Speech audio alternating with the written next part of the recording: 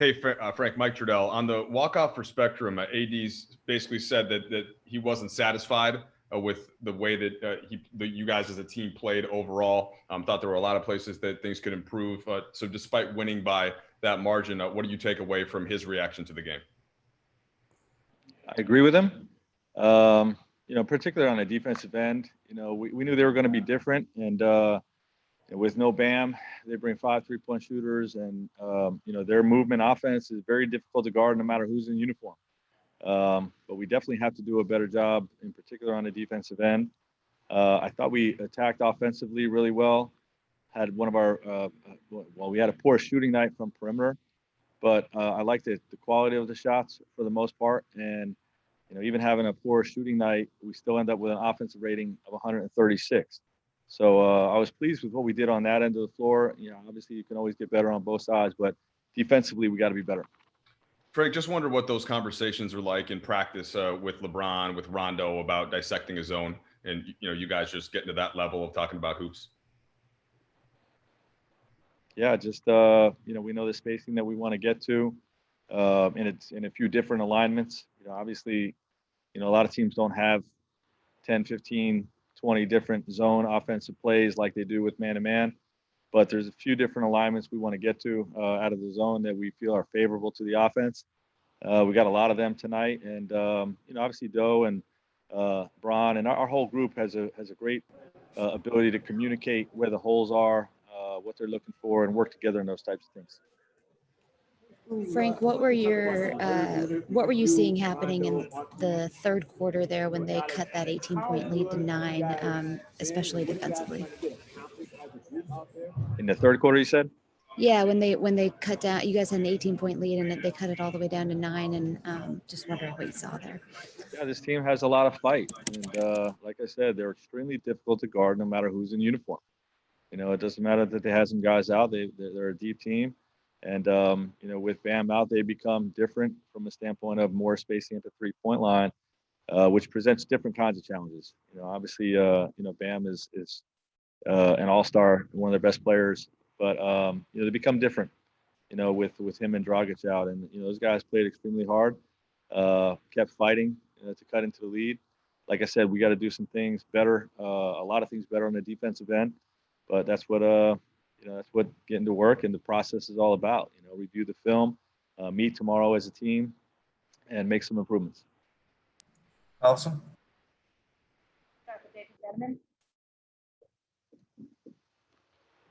Frank, this is the first time a pair of Laker teammates scored 30 plus in a finals game since Shaq and Kobe back in 2002.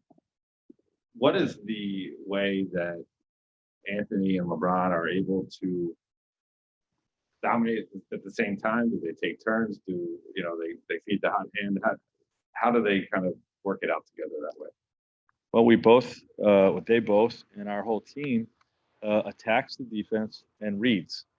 You know what I mean? And obviously, they both have the ability to score against single coverage, so to speak. Whatever action you're talking about. But they're both willing passers. So sometimes they're feeding each other. Sometimes they're destroying their own man. And sometimes they're making the extra pass to the open man. Both have that elite ability to score and to read defense. So again, a big reason. Those two were huge tonight, and a big reason for the win. Frank, you guys had, I think, looking at it right here, 16 offensive rebounds, 8 for Anthony. Physically, how have you guys been able to kind of dominate and use your size in this series, and how big of a factor do you think that's been in these 2 months? Yeah, we got a lot of those rebounds, not even with our big lineup. There's a lot of holes in the zone. That's one of them, being able to crash the boards. And we definitely punished that aspect of their zone defense.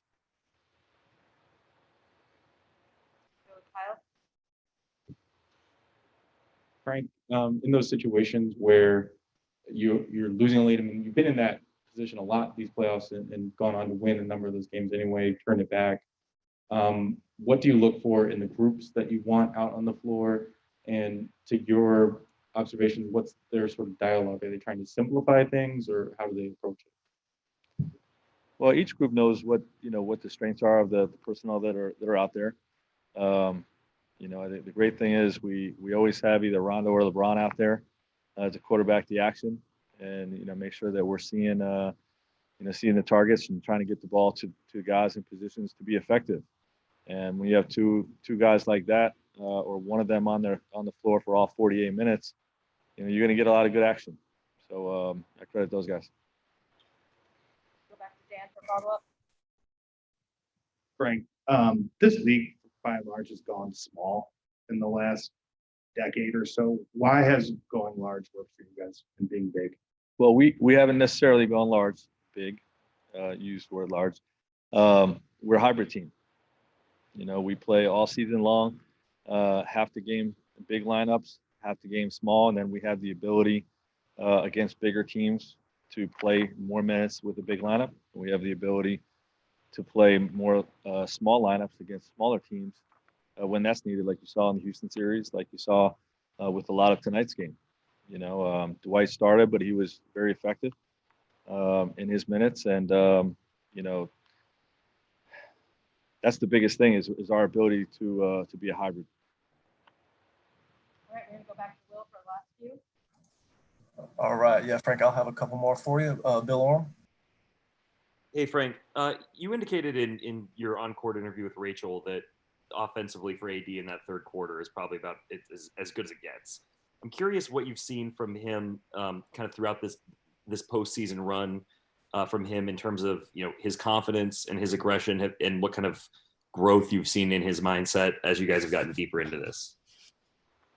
Well, you said the word right there. His mindset is he wants to be a champion, and he's extremely motivated to play at a high level, and you're seeing it every time he steps onto the floor. Obviously defensively, he's a unicorn, in my opinion, the defensive player of the year. But his shot making, the many ways that he can hurt you offensively, in the post, rolling to the basket, working the baseline like he did against his own, working the middle, shooting threes from the perimeter.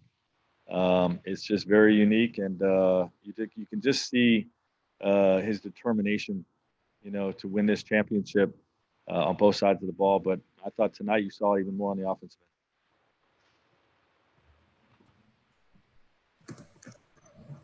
Sierra. Hey, Frank.